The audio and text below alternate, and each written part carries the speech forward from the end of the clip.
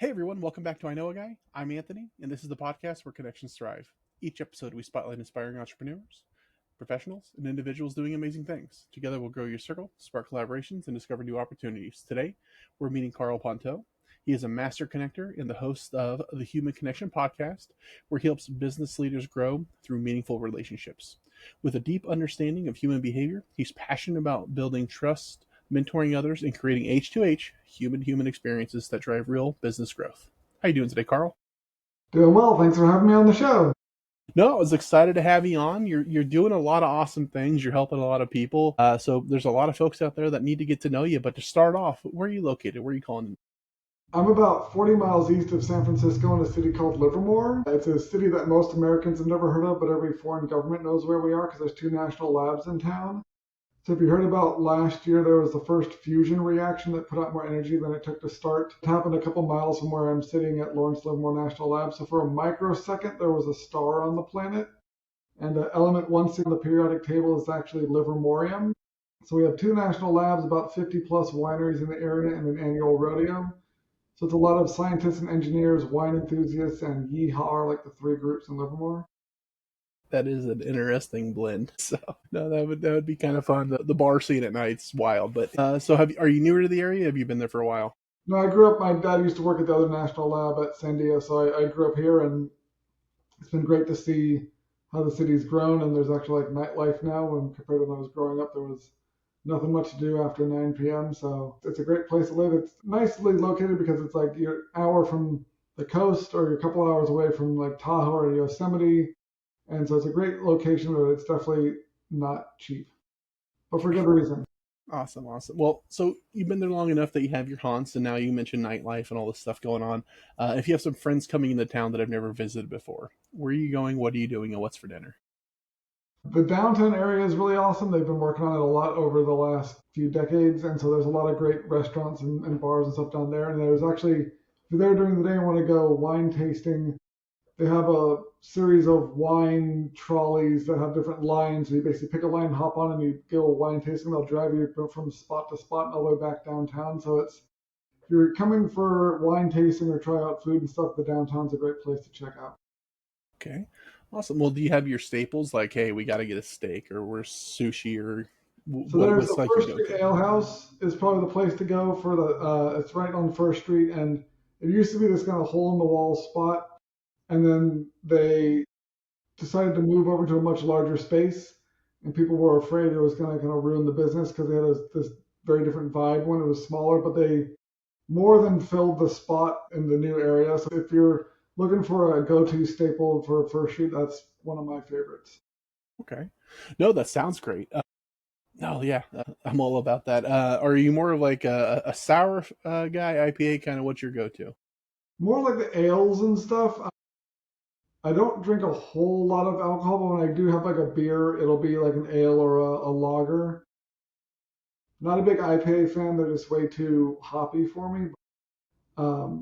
Yeah, there's plenty of options there, and it's also one of the things I like about that restaurant is they give you for free at the end of your meal like a Tootsie Pop, like actual like real Tootsie Pop with a. So it's just one of those places where when you first went there, they just hand you this thing. You're like, I haven't seen one of these since like trick or treating in elementary school. So it's a really cool place. Awesome. Well, what can you tell us about what you're doing? So I've been talking about kind of the lack of connection in the world, especially in business, for a long time. Um, so when I saw late last year, there were a couple articles about one of the trends for 2025 was businesses trying to rebuild their relationships and rebuild trust with clients and rebuild those relationships. I got inspired to start my podcast, the Human Connection podcast, because I learned a lot about the importance of human connection and the having people around you, real relationships with people.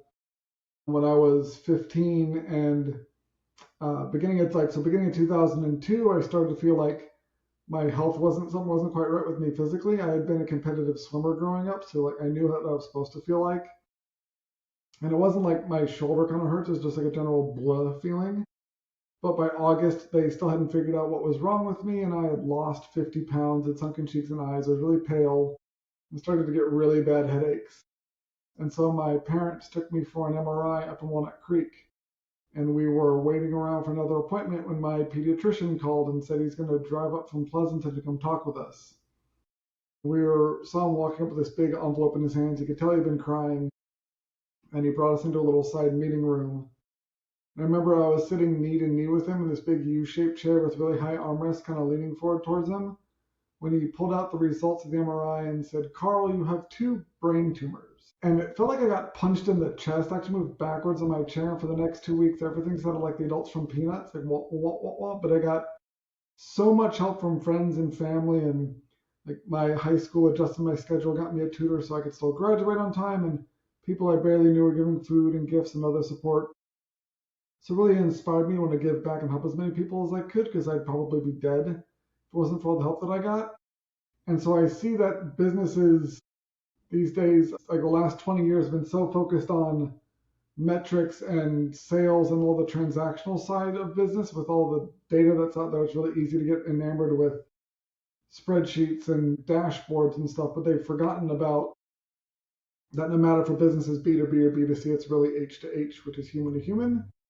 And we are wired for connection, and we don't survive on our own, and we are, it's like psychological and mental and physical health requires connection, and there's so many people that are not connected like they need to be. So it's a big opportunity for businesses to be that place where people can feel a sense of belonging and connection. And so I started the podcast, and I interview people that are experts in marketing and sales and branding and leadership and employee integration and like events and all these things that are how ways that companies can engage people as human beings first, which will allow them to scale in a sustainable and sane way. Because if you take care of the people, then the business will come. But so often companies have been so focused on just the transactional side of things that they've let these relationships atrophy, and so they need to rebuild them. What is it that you love most about what you're doing now? So I'm a big connector. I love introducing people to each other and finding those synergies.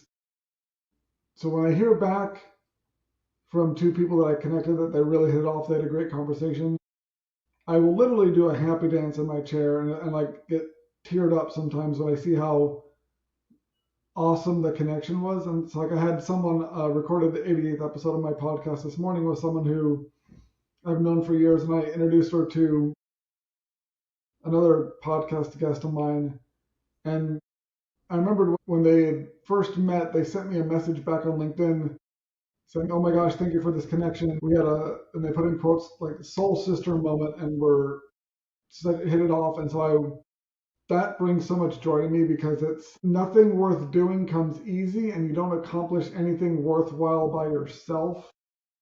So having people that are trying to do the same sort of work and have a similar impact, connecting to people doesn't take a lot of energy for me, but it can amplify those people's impact on the world and help a lot more people that way. And so I found I'm really good at listening to what people are trying to do and understanding them and helping them find like-minded people that they can amplify their impact together. And that's how I see myself making a bigger impact and improving people's lives, is by making those connections.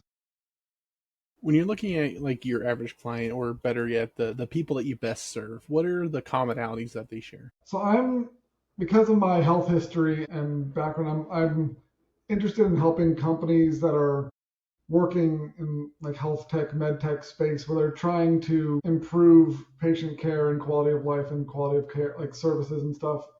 And so they often know the science or the technology or the medicine, but they don't necessarily aren't as good at building the relationships. And so I'm good at being that client success person, or that point of contact where I help people feel like they're being seen, heard, and understood by a business. And that way there's more than just a transactional relationship going on. And so I think the people that I'm looking to work with the most, I bring the most value to, are ones that have a super valuable product or service, and just need help with maintaining and strengthening their key relationships.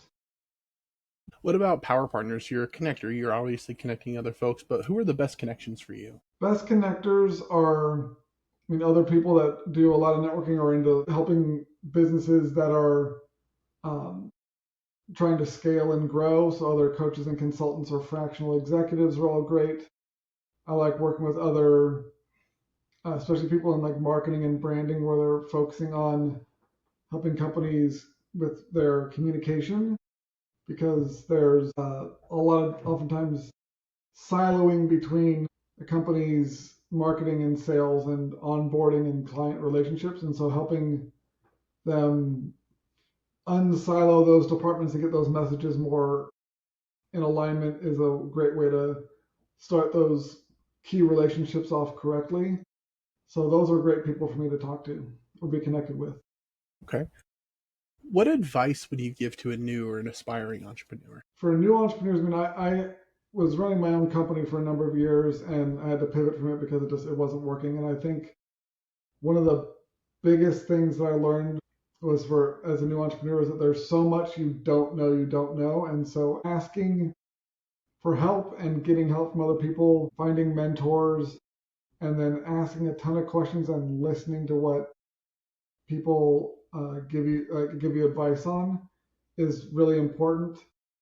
And finding key partnerships with people that you can rely on and delegate work to will help make being a successful entrepreneur a lot easier.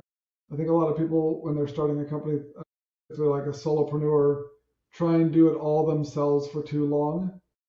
And that is just way too overwhelming. And there's no way you can be good at all the different things you have to be good at as a business owner to be successful as a solopreneur without delegating some stuff. Absolutely. And that's a hard step for a lot of people starting off to just kind of let go. But no, fantastic advice. Why you? What sets what you're doing apart from everybody else out there doing something similar? Because I have a combination of skills between my background in animation and storytelling.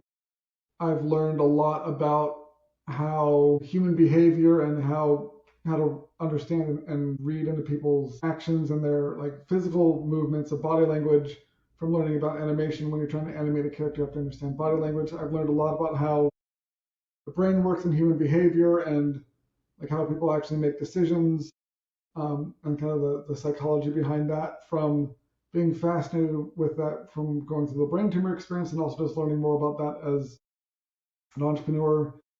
And then my overall drive for human connection and building relationships and understanding the importance and being able to like actively listen and help people feel seen and building those bonds. That combination of skill sets makes me uniquely positioned to be an exceptional addition to a team that's looking to build stronger relationships with their best clients, because it's not just about delivering a service anymore. It's about creating belonging and connection on a human level that people are looking for, that's going to really stand out in a world where so much of the content they see is AI generated and it's very generic and it's not serving that deeper need that they have for connection and belonging. I am well suited to provide that on a level that most people aren't. Okay. I know when it comes to this, we can go down all the rabbit holes and spend just all the time talking about any one of these subjects. But in general, is there anything that I missed or failed to ask that you wanted to add? Okay, easy enough. For those that have more questions that would like to go down those rabbit holes with you, what's the best way they find you? How can they get a hold of you? I'm active on LinkedIn. I'm the only Karl Pontau on LinkedIn. So if you look up my name, KarlPontau, I will likely be the only result unless there's a doppelganger out there I'm not aware of. Perfect. I'm going to put that in the show notes so it's super easy. Click and go. If Cool. anyone would like to get a hold of Karl, do it. He's the exact same in a one-on-one as he is here. You'll be doing yourself a favor by reaching out. So other than that, if anybody would like to get a hold of me, you can visit me at ikag.me. You can find more episodes, subscribe to our newsletter, and connect with our growing community of awesome people like Karl. If you or somebody you know would like to be interviewed, you can also apply on the website. But thank you so much for coming on. I really appreciate you sharing your story, talking about what you're doing. Like I said, you're helping a lot of folks. So there's people out there that for sure need to know you. So I hope we all go have an awesome day and grow our circles. All right. Thanks.